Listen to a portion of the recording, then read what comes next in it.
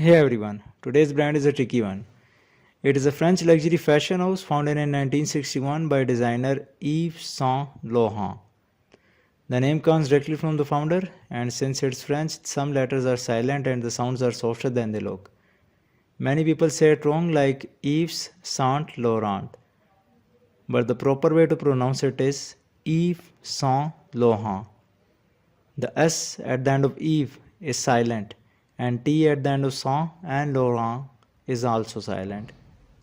So say it with me, Yves Saint Laurent, with a typical French pronunciation. Yves Saint Laurent. Here is how you can use it in a sentence.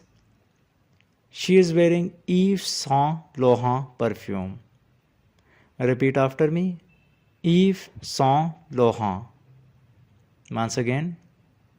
Yves Saint Laurent. If you enjoyed this, give it a thumbs up and subscribe for more pronunciation videos.